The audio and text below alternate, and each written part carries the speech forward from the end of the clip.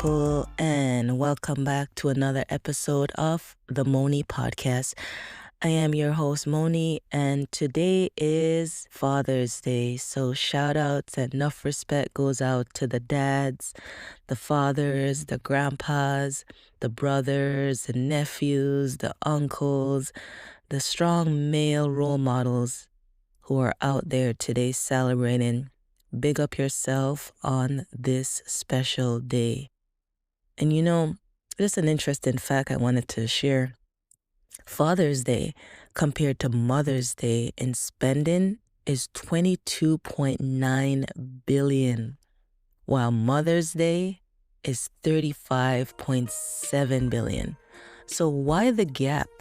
It could be cultural expectations, marketing, like an emotional factor, or maybe something more personal.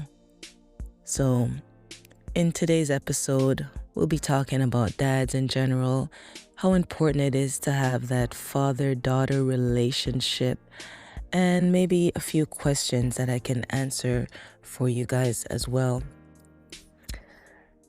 Today's episode is one I carry in my heart, basically. I've carried it for years, and I'm finally ready to say it out loud. It's Father's Day, and while the world celebrates their dads with barbecues and ball games, I'm using this space to share the words I've never really spoken to mine. So this is for the daughters who love their fathers from a distance, for the ones grieving someone who's still alive, for those still unpacking what fatherhood should have meant. I'm going to use this episode as a letter, not of blame, but of honesty and maybe a little healing along the way. I don't even know where to start. Let's see. I want to touch on the fact that there's so many strong dads out there. Let's start from the industry point of view. If you look at our big pop artists right now, we have Beyonce. Beyonce and her father have a really, really good dynamic relationship. Matthew Knowles. And if you look at it, how far Beyonce has reached in her career, you can say it's a test to her dad in a way. Beyonce and Matthew Knowles' relationship is something that I've admired. Matthew basically quit his corporate job when Beyonce was 10 to launch and manage Destiny's Child and her solo career, teaching her not just performance, but resilience. I remember in one of his interviews, he said one thing he's taught Beyonce was to practice failure. Anything can happen. Basically, Beyonce transitioned from father-managed to independence. We saw this reflected in Dangerously in Love. She sings, "I want my unborn son to be like my daddy. There is no one else like my daddy." They face tension and public family strains, especially during and after she released Lemonade, but their bond endured. Matthew later emphasized, he said, he is my father for life. Beyonce said, he is my father for life. And she loves her dad dearly. She's grateful for everything that he has taught her. So I touch on their relationship because having her dad in her career life, in her early life, really helped her to transition into the woman and superstar that she is today. So it speaks to how a father's early belief and commitment helped shape a global icon, and how even when relationships get rocky, those foundations can endure and evolve. So I just really wanted to highlight that father-daughter relationship. Another one that sticks out to me is Miley Cyrus and Billy Ray Cyrus. From her earlier years, Miley's passion for performance was sparked by her dad. Her dad, basically just seeing him perform. At age 8, after seeing Mamma Mia in Toronto with him, she grabbed his arm and said to him, "Listen, I want to be an actress."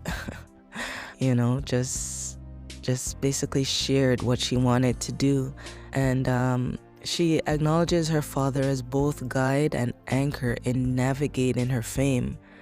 She said without her dad, who she is as a person wouldn't exist. He always did and have a foot on the ground to nurture and to be real. Through family tensions and little things that grew at times, alienating each other, they have continually worked to rebuild. Recently, she said, they've mended their relationship and now enjoy familiar peace. So I share this father-daughter relationship to really highlight the importance of being an example for your kids. He was in the entertainment world and Miley grew up and saw that, and she said, listen, I want to do that as well. It talks about how even amidst turmoil, a father's early encouragement, presence, and grounding can remain a lifelong compass. So another one I want to highlight is T.D. Jakes and Sarah Jakes. Recently, he stepped down as the pastor of his church, and he's handed over the baton to his daughter, Sarah. I felt that was so powerful. She was next in line. But overall, in general, her and her dad have a strong relationship. I follow her on Instagram, and I see their posts, I see pictures, I read some of the words she says about him, and she admires and adores her father. So, having that strong relationship with your dad, being able to talk to him about anything, and in a way, he kind of groomed her to be next in line to take over the ministry. And she's going to do a wonderful job. She's going to do an amazing job. So that's another father-daughter relationship that I admire.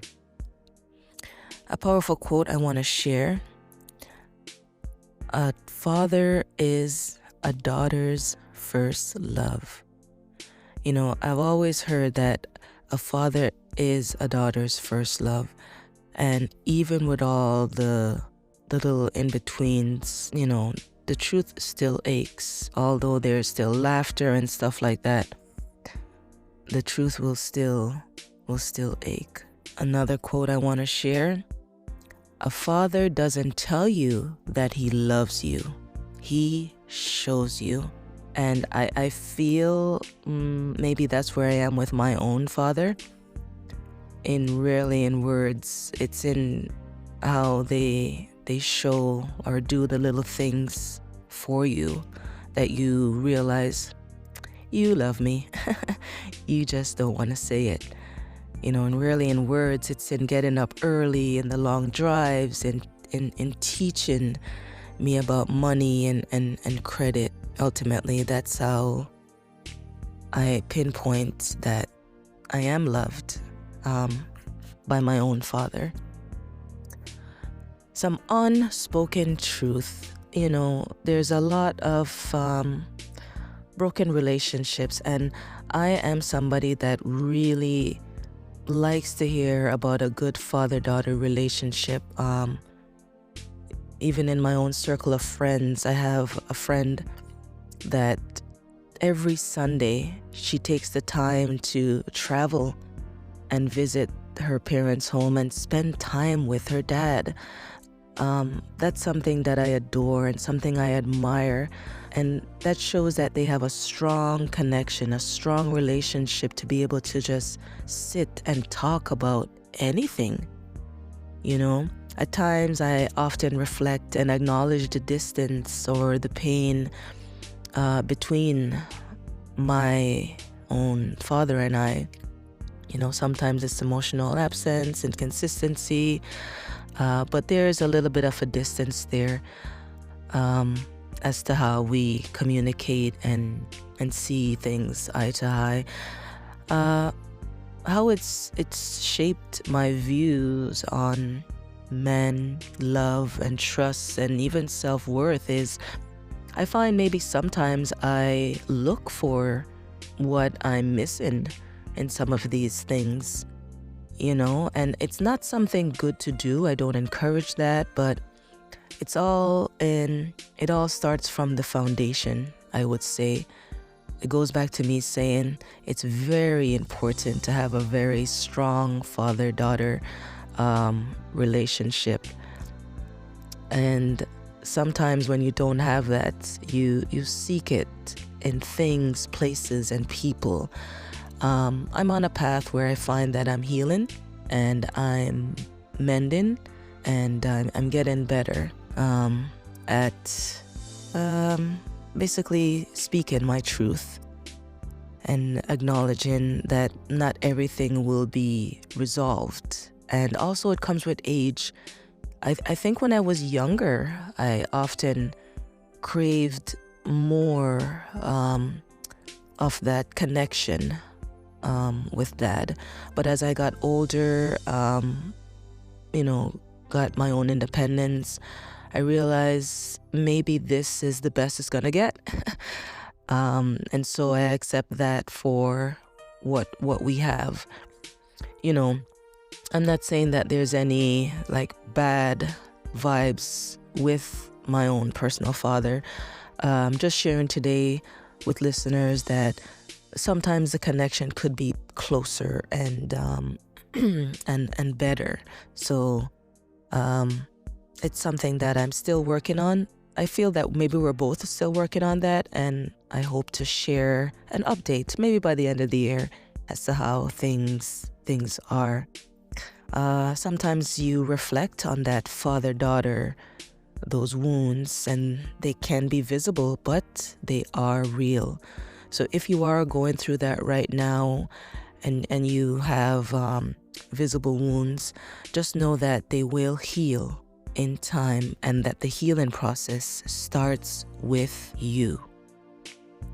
Another quote that I want to share: to a daughter, a father is the first hero, the first example of what a man should be. Basically, this quote to me says, you didn't say you loved me to some of the fathers out there, but you did show me what commitment, hard work, and hustle looks like. That's what I basically get from that quote.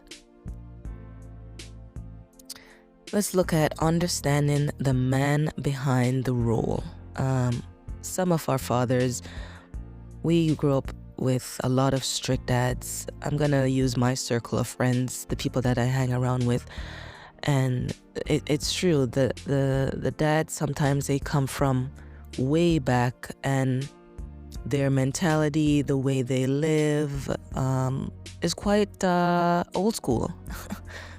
We're in 2025, and I've yet to see the transition from old school to modern day time in terms of how disciplined they are with their daughters. Understanding the man behind the role with my dad. My dad often shares stories of growing up without his own father, how that affected him, and how he was able to basically use that to say, you know what, I'm gonna become a really good man with or without a father. And so I admire that. He was able to grow up around basically strong men, but not really his own dad. And I think now that he has 3 children. He's showed us the best love that he can in a non-verbal way. And it all goes back to his upbringing and how he was shown affection as a young man. You know, the hardships that he faced, he's showed that to us, and he's explained that to us. And it has helped me connect the dots to the type of person he is, you know. Oftentimes I've asked to him, I wonder what kind of father, you know, you wanted to be, or what kind of role you wanted to play in your own children's lives. We often looked at the generational silence and the trauma that he may carry and how it plays out, you know. But he's not a man of many words. He's mainly he's a comedian. For those that know my dad, he tells a lot of jokes. He's the life of the party. Once you know that he's there or he's around, people get a good laugh. They like being around him. And oftentimes I wonder if being able to laugh or being comical is a way to cover a lot of things that he may be facing. And maybe in your own life, maybe you have a dad that's the joke of the family or the life of the party, the comedian, and you often look at how they cover some of the things they're going through laughter. You know, through it all, he turned out to be a very strong man. He's a very hard worker. He has his own business, his own company, and he takes what he does very, very seriously. You know, he's a man of trade, and I admire that. Seeing my dad get into his own business, I said, I'm going to do that. You know, I started to look into being my own boss with a fashion designer sewing clothes, and I remember sitting with him and I said, listen, I want to be my own boss. And he said, yeah, doesn't make sense you work for nobody, you know, do your own thing, you know. My dad is a Jamaican, strong accent, and he just speaks it as it is, you know, and he instilled some good morals in me that I still use to this day. So, you know, Dad, I just want to say I see your hustle. I see how you're a hard worker. Although he doesn't believe in having a sick day. That's my dad. He could be feeling pain. He gets up, he wakes up early, he goes out there, he grinds, he does his thing, you know, and I admire that. We see you, and today on Father's Day, just want to big you up. His business is booming, is blossoming. He's doing quite good for himself. Some of the lessons that he's taught me and that I've seen through his hustle is how important it is to have good credit in Canada. That's one thing my dad always told me is make sure your credit good. Make sure your credit good. Because it's important. He looks at Canada as the land of opportunity, the land that you can acquire and get so much if your credit is good. He doesn't believe in paying phone bills late, line of credit late. Doesn't believe in that. He's always on time with his payment, and that's something that I admire, and he's taught me to do the same.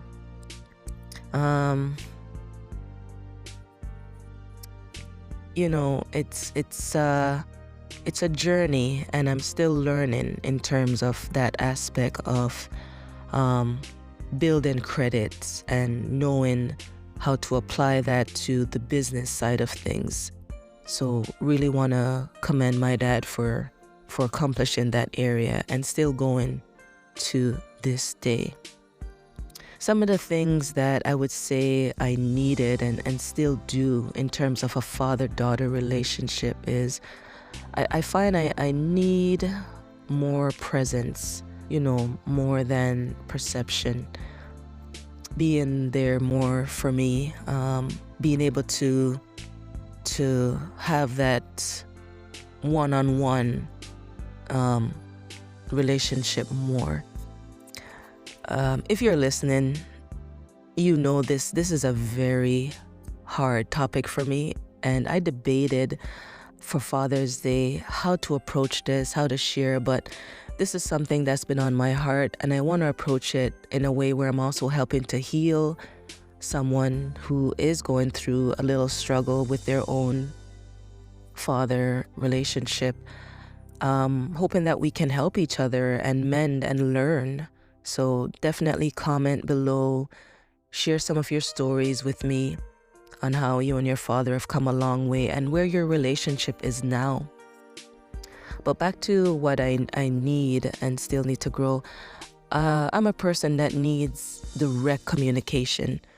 I can't read minds. I like to hear yes, I like to hear no. I'm a joker. I like to have that humor in our relationship. I think in a perfect world for me, growing up and watching the Cosbys and Family Matters and just seeing some of those father figures and how they were to their daughters, I wanted that for myself. I started to crave that and try to build that. I often wish that I can come home or be around my dad and just be like running jokes and just be like, hey, you'll never guess what happened today at work, and just blurt it out and just say it, you know, or just see him in something and just laugh. Occasionally these scenes will happen. I'm just explaining that I need more of that to have that connection or that bond with my own dad. And if you have that, honor that, respect that, and really nurture that and see to it that that continues to grow. Some of the things that I need to feel safe or seen and supported as a woman, girls, women listening from your dad, you do need to hear words of upliftment, words of encouragement, words to make you feel that you're doing okay, that you're on the right path. You know, as I mentioned before, my dad is not a man of many words where he'll be like, I love you, but I see it in some of the things that he does, you know. Recently I had to get a new vehicle and he showed up, helped me pick out a new car, gave me his expertise on, you know, this is a good car, this car, you know, has this feature, educated me. So some of those things I need and still need today when it comes to making decisions. What does healing look like now? You know, I think healing for me, and maybe, yeah, I'm going to speak for me, would look like really connecting on a more personal level, having a free-flowing relationship with dad where we can talk and laugh about anything. You know, I find maybe the right word I think I want to use is a seasonal connection with dad, where maybe today we're good, tomorrow not so good, next month we're good, a few more months later, you know, we're not so good. I crave having that consistency, and I'm working on myself as well to see if there's anything that I could do differently to make sure we vibe on a nice connection, on a nice level. Forgiveness, boundaries, and peace. You know, sometimes you have to let go to the hope that that person will become someone else. As I mentioned, you just have to accept the level that they are on and meet them there. Make the relationship better, the best way that you can. Setting emotional boundaries with grace and finding peace in what is, you know, not what could have been. Another quote that I want to share: to a daughter, a father is someone who she can confide in and share personal experiences with. This quote to me basically says that, especially with dads, you can tell them about some of the things that you're going through and hear their take on it, especially from a male perspective. especially for those who are married. You can go to your dad and maybe ask him his advice on how to approach certain things in your marriage from a male perspective and hear his thoughts and input. All right, let's get into some of the questions, some free-flowing questions that maybe I can answer for the listeners. All right. How can I begin to mend a broken relationship with my father? That's one question we have here. Personally, I would suggest starting by having a conversation. It might be hard, but you just have to put everything on the table. It all depends on the type of personality your dad has. It starts with how comfortable you are, but to mend, we have to start somewhere. So I would suggest maybe inviting your dad out to the games. Find something that he loves to do. Use that space to really lay everything on the table. Just say, I've invited you out tonight, just so we can talk. Just wanted to say, and just just get right into it.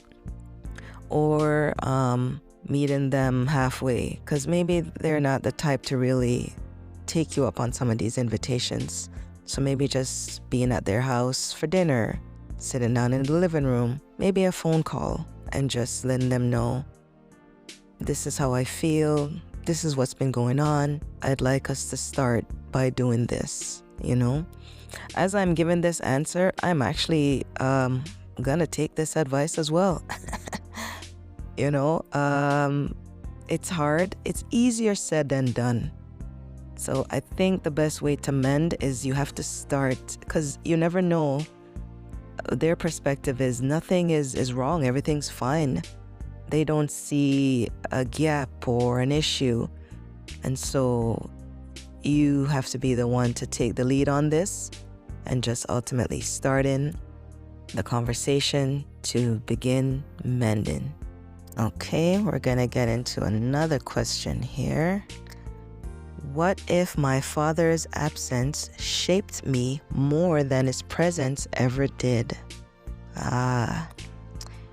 Well, I would say yes, it's possible, but sometimes the silence, the neglect, the emotional distance, it speaks louder than anything. But you get to choose what happens next. You are the ultimate author of this. You're the driver. You can name the wound and still choose who you want to become. His absence isn't your identity. It's just part of the story, all right? I hope that helps. Just knowing that you can name the wound and still choose who you want to become. Okay, next question we have. Am I wrong for wanting love from someone who couldn't give it? Absolutely not. Not at all. That longing is human. Craving love from your father doesn't make you weak. It means you're wired for connection. It's okay to grieve what you didn't get. It's not your fault. You didn't know how to give it. And I see this in relationships. Again, the father-daughter relationship is just, again, it's all in the foundation. How was your dad raised? Was he shown love?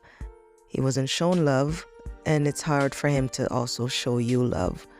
So, it's just that longing in you. You're human, and craving the love from your father doesn't make you different, doesn't make you weak. So just know that eventually it's something that you just have to come to terms with. It's not your fault. He just doesn't know or didn't know how to give it. Another question we have here. Can I heal if I never get an apology or closure? Yes, as I mentioned, we're on a healing journey. We can heal.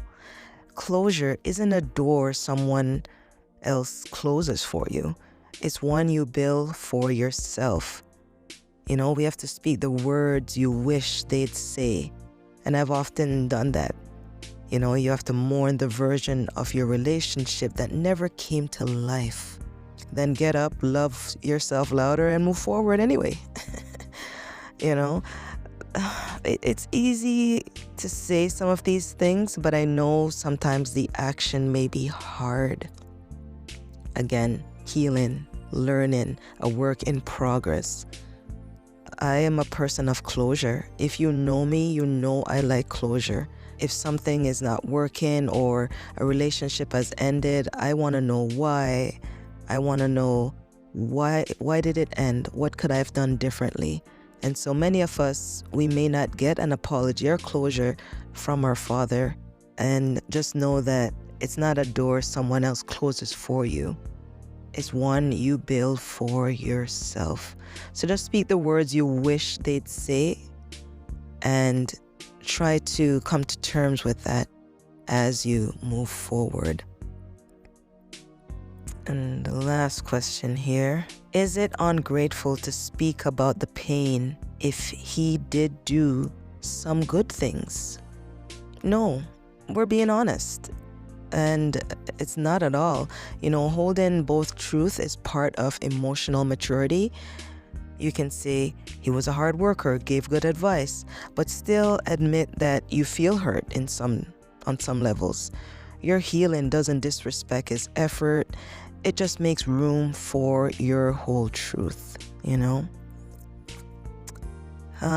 If any of these questions hit home for you, sit with them, journal them, talk them out. This isn't about blame. It's about freeing yourself from silence. Again, happy Father's Day to the dads out there. Hope you guys are enjoying yourself, relaxing, being pampered on this day.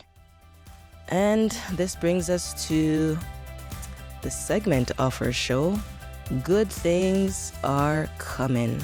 My affirmation on this Father's Day, good things are coming because I am learning to let go of who hurt me while holding on to who I'm becoming. Just gonna pause and let that one sink in. Gonna repeat it one more time. Good things are coming because I am learning to let go of who hurt me while holding on to who I'm becoming. So let that one sink in to those that don't really have that strong father-daughter relationship, but let's strive to obtain that. Let's work on it. A goal for myself is I'm really gonna make the effort. I analyze and look at my own personal relationship with my dad, and I look at ways how, you know, I can start doing this, I can start doing that. I'm gonna implement that and definitely give you guys an update as to how that is, how that's going. For those of you who don't really have a father in your life anymore, I just want to say condolences, and just know that you carry their memory with you. Rest in peace, and reflect on some of those happy times that you shared with your dad. It's definitely a trigger for those who still mourn their dad on this day. But just know that you're still loved, and wherever you are, know that your father is looking down on you. They're still in your life, guiding you in those little steps, those little things. You still hear their voice, you still hear their advice. So I hope that today is a day where you remember them and visit them wherever they may be resting in their final resting place. Well, I'm going to sum up today's episode. Just wanted to do something short and sweet for Father's Day. Some closing words for Father's Day. I want to say shout out to my two brothers, their dads, and I've watched them raise their children who have basically become my kids too. Just want to say happy Father's Day to you guys, and continue to be the strong father figures that you both are in your children's lives. And I admire you guys and I adore you guys, and I really learn and see what you guys are doing. So continue and keep it up.